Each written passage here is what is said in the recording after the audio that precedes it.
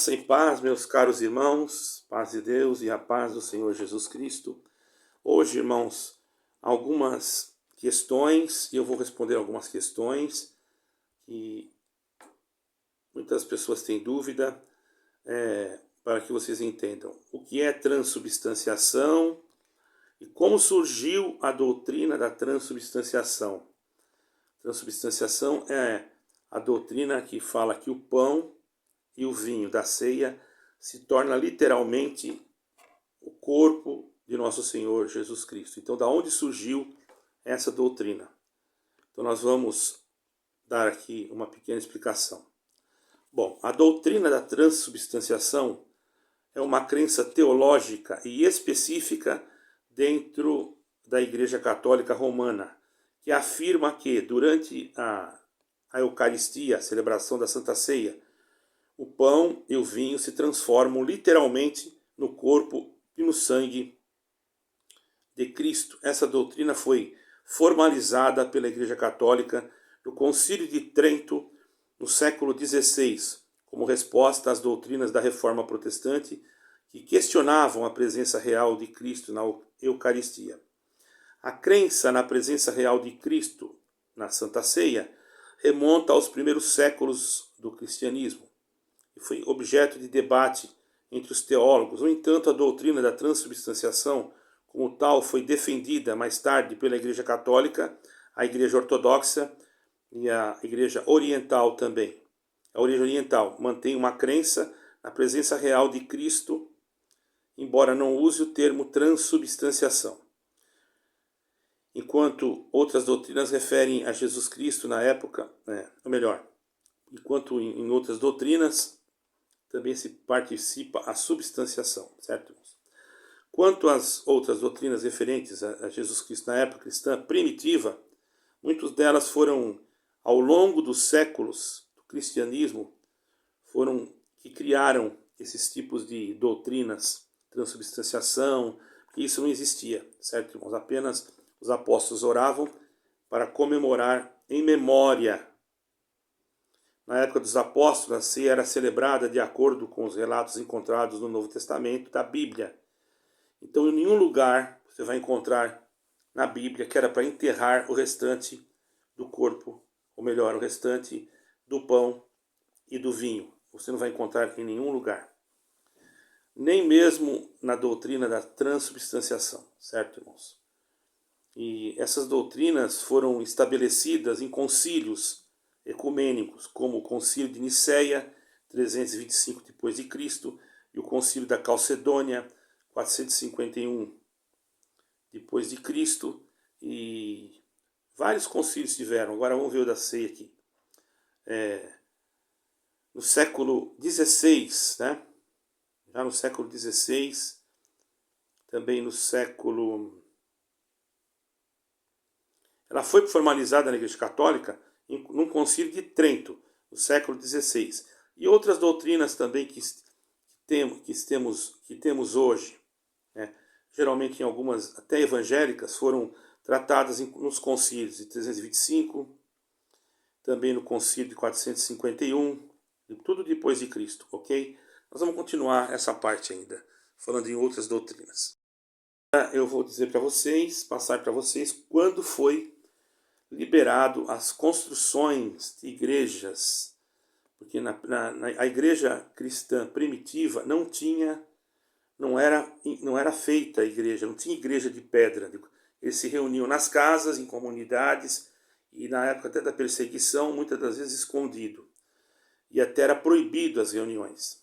No entanto, com a conversão do imperador Constantino, isso muito depois, né, já havia sido realizado, os apóstolos já não estavam aqui, não é?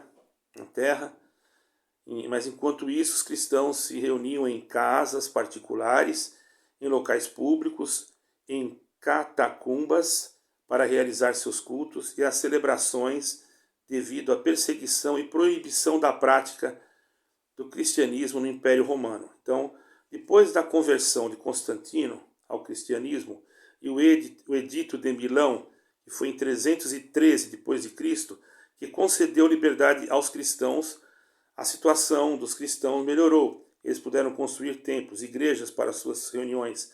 Uma das primeiras igrejas construídas como um templo foi a igreja do Santo Sepulcro em Jerusalém, que foi reencomendada por Constantino no início do século IV, o local onde se acredita que Jesus foi crucificado e sepultado.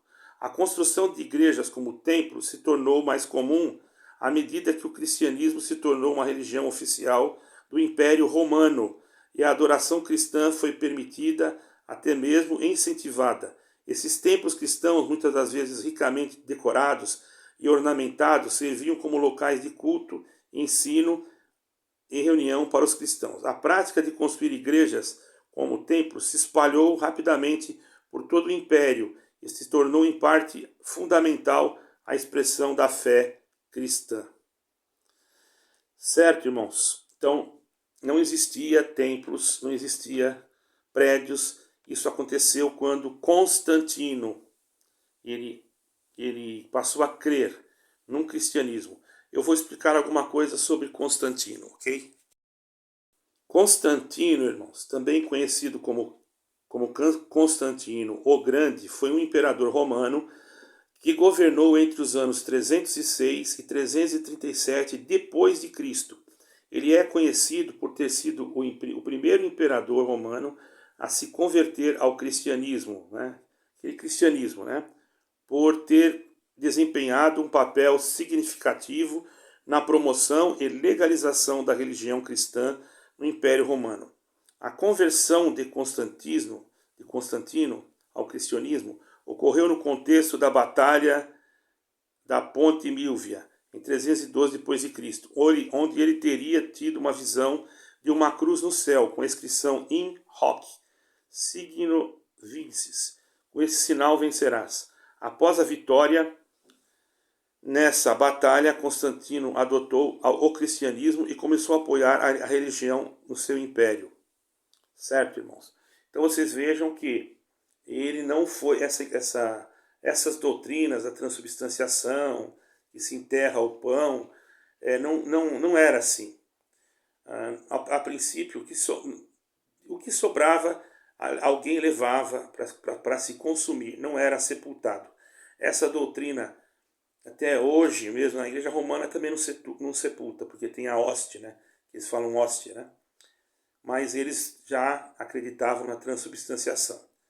Que o vinho se tornava, após a oração do cálice ali da oração que estava, se tornava o sangue, e após a oração pelo pão se tornava o corpo. E eles tomavam, entre eles, os sacerdotes.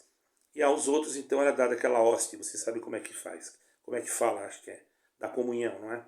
Então, assim, esta é a realidade. Então, essa doutrina, ela não veio diretamente dos apóstolos de nosso Senhor Jesus Cristo. Se essa era a sua dúvida, aqui está a sua resposta. Aqui eu vou fazer daqui a pouco um estudo sobre a vida de Constantino e como ele chegou ao auge do poder, ok? Deus abençoe a todos, fiquem com Deus e aproveitem esse vídeo, que é muito importante para a construção espiritual da nossa fé, porque nós temos que saber da onde e como surgiram as coisas.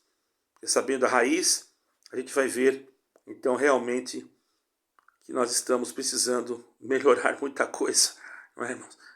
E ver que nós já haviam sido cometidas coisas no passado e as pessoas hoje caracterizam aquilo como coisas de Deus. E devemos ter muito cuidado, examinar de tudo e reter o bem. Deus abençoe a todos, fiquem com Deus.